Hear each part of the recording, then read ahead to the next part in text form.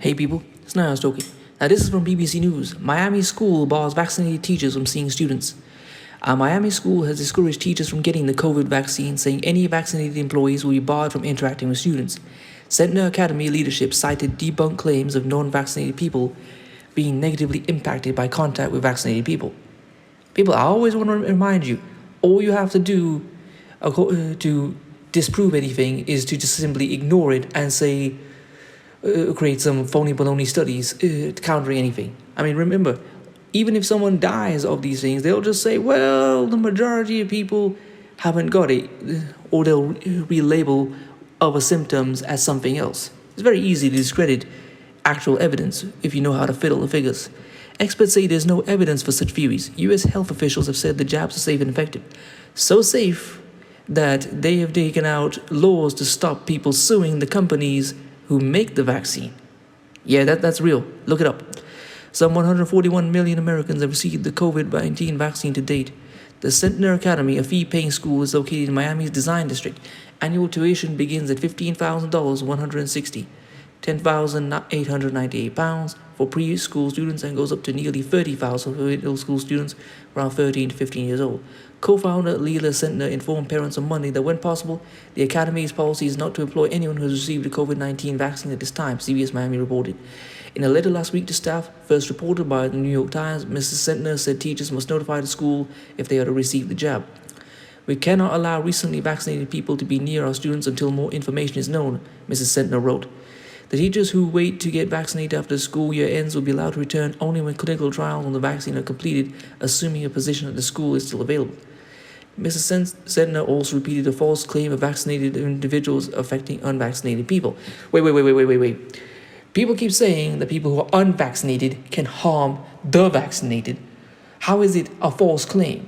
So can't vaccinated individuals harm the unvaccinated? Come on, man. Let's just be real about it. You can't. They always want to play things how they want to play it when they want to play it. Saying free women in the school's community had their menstrual cycles impacted after having spent time with a vaccinated person. There is no scientific evidence for these claims. Maybe because there hasn't been enough research. I want to remind everybody, the average vaccine goes through 5 years of clinical trials before it's released to the public. This had less than a year. They can't possibly have done proper research on it. None of the coronavirus vaccines approved for emergency in the US have been linked to infertility, miscarriages, or any other negative changes to women's reproductive health. Mrs. Centner and her husband David Centner have described themselves as health freedom advocates, providing guidance for parents at the Centner Academy to file for exemptions from vaccine requirements in the past. Mrs. Centner has frequently shared anti-vaccine content on Facebook, according to the Times. In response to questions from U.S. media, a representative of Mrs. Centner said the school was not 100% sure that COVID injections are safe, and there are too many unknown variables for us to feel comfortable at this current time.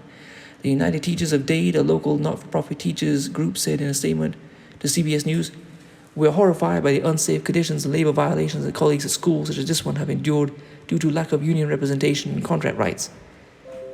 I want to get back to these teachers now. I mean, these teachers do not have the best interests of students because they have this thing called tenure. So once they've been there long enough, they can stay there no matter how badly they teach and just keep their jobs. In fact, it becomes an uphill battle no matter how incompetent or downright criminal they are to get them fired. So let's not start looking at these teachers as and these teachers' unions as acting in the best interest of students. And plus, we've heard constant barrage of allegations of teachers molesting students who don't do anything. And who have nothing done to them. Plus, these Karen teachers who call the cops on black students, hoping to have acts of violence done to them. So again, let's not pretend the teachers have the best interests of students. Anyway, please comment, rate, share, and subscribe. I'm going to leave this article in the description. Peace.